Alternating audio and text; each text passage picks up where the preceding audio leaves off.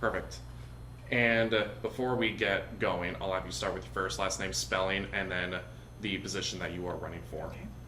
My name is Susan Soto Palmer. That's SUSAN SOTOPALMER, no hyphen. Awesome. You're running for Yakima County Commissioner I'm 2? running for Yakima County Commissioner District Number 2. Awesome. And remind me the political party that you are representing? I prefer Democratic Party. For Democratic Party. Awesome. So let's just jump right into it. Why are you running? I am running to be a diverse voice on the ballot and to represent the underserved community that I feel has long been forgotten.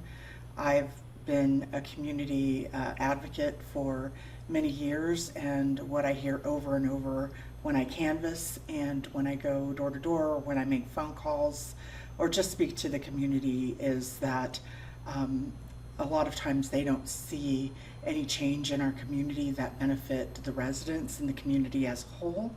And so I have long been fighting for redistricting rights, voting rights, and this is an opportunity for me to also serve in a capacity that would benefit the residents and also honor our long-standing business relationships.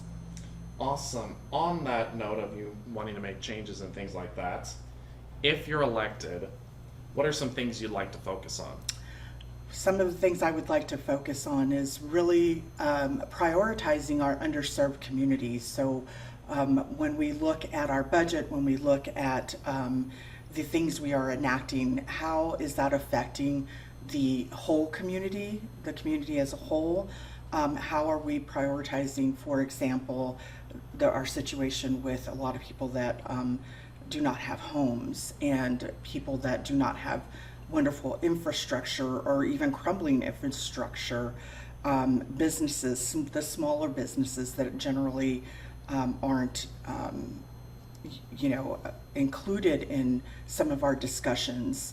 So those are the things I would like to prioritize as community as a whole to get a more holistic approach when we're making decisions that benefit all of us. Awesome. When you say represent underserved communities, what do you mean by that? What I mean by that is people that either do not have power because they're not involved in government. They are people who maybe are people of color that have systematically been fighting against a system that is broken. It means workers that are generally fighting for living wages. It means businesses that are not recognized as top businesses. So it's pretty much everyone that hasn't had a seat at the table and a vote at the table. Awesome. Before we get a little closer and jump further into that as well, I do want to just jump back really quickly and learn about your past. So what is your previous experience? So my previous experience is professionally, I have been in the legal field for approximately 30 plus years. I've been a paralegal and legal assistant for many different attorneys, from catastrophic personal injury to family law attorneys to general civil litigation. And so I've supported attorneys in litigation trial work for many, many years, solving from smaller cases to very complex cases. So just being the support for the attorney, the client, being the person that connects with the courts and the other parties and things of that sort, which is, big job and involves a lot of work and keeping up with courts and rules and things of that sort. Community-wise, when I moved here from Texas in 2011, so I'm originally from Texas and I moved here in 2011, and I got involved in late 2012, 2013, and just started locally with my Democratic Party and became involved with a lot of different groups that were working on many different things. The young, it was the young dream team that was working for the Dream Act. It's called something different. I can't think of the name right at the right at the moment, but I was supporting their work in that regard.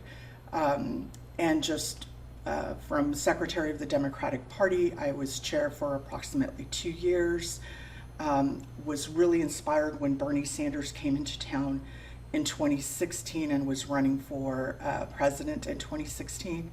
And I had the honorable opportunity to meet with Senator Sanders privately, and I in fact introduced him to Yakima in 2016, and saw people that generally don't vote that said, this is what I'm looking for, someone that's concerned about everyone and everyone thriving and no one being left behind. And so that really inspired me to really start looking at policies that benefit all of us, because I think ultimately that's what matters, is that we all benefit to have a safer, thriving community where we can live and work with each other in harmony. So, I know it seems like it's hard to do, but I think that there are ways we can get there to a safer, more prominent community.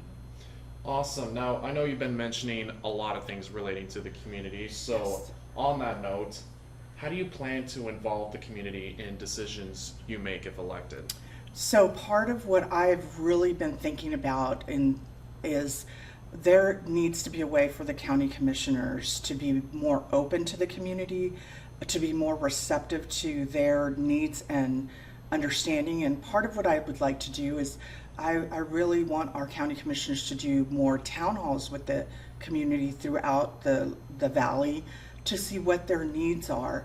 I understand that there are Zoom capabilities for our Tuesday meetings for the county commissioners, but a lot of people, such as myself, I work a job and I can't attend those meetings generally, and most people cannot. So having more opportunity for community to be able to communicate and to learn about what our county commissioners do, because I think there is a lack of understanding of what our county commissioners do, and so opening that discussion up, having more communication with them, inviting them to things that are on their time, not necessarily the commissioner's time, and just having open communications forums, appointing people that are not generally appointed to commissions so that we could get a broader understanding of things that need community input. Awesome. Now, I know your opponent, who is running for re-election, Kyle Curtis, is running as well. What would you say makes you more qualified than him? I believe that my passion for really bringing in the community as a whole, I want to say that if you are for the community, you're qualified to do this job. But I think that the difference is that I really want to bring in the underserved community.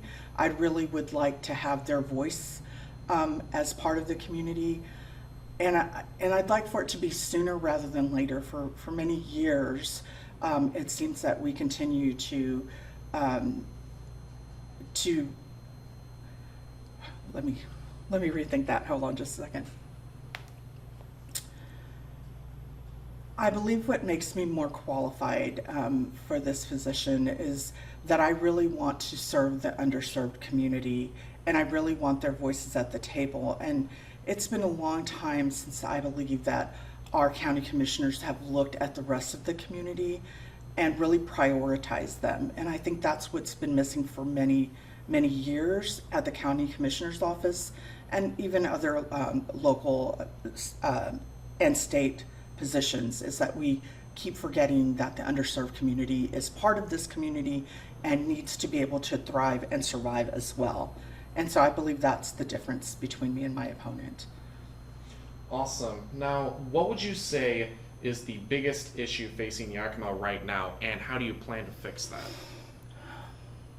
I think that we have a lot of issues. We see the fires raging around us. We see our natural resources that need to be protected, most particularly water. I understand that there are water quality issues. So I think that we really need to look at everything that we're doing in the county commissioner's office, because it all intersects together. So it's hard to say that there's one thing that that I should do or would do. The other thing is we have to remember that it's one of three voices, and it's going to be hard to change the other two commissioners' minds on how they want to proceed forward. So this is why we need the community involvement to bring light to these issues on how can we fix this to be more holistic, to make sure that we're benefiting everyone, honoring our businesses and our relationships with our business and agriculture, but also uplifting our underserved communities, making sure that they have safe, clean drinking water, making sure that fires are not ravaging their homes. How do we create policies when we're looking at those and really bring that together? And,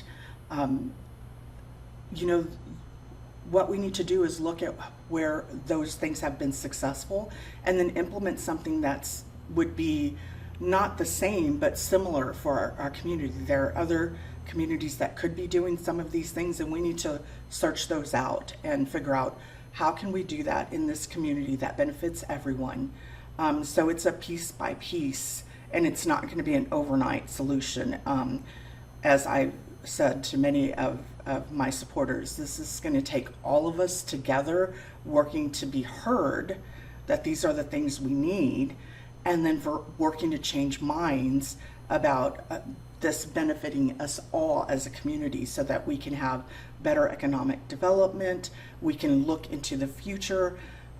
We could, hopefully deal with homelessness, and we could deal with lack of professional keeping professionals here that we need, that are struggles in our court systems and mental health and doctors and so forth. So there's so many things that we need to fix, and it's going to be just an all-encompassing and just an intersectional way of working through policies, making sure that that they work well together.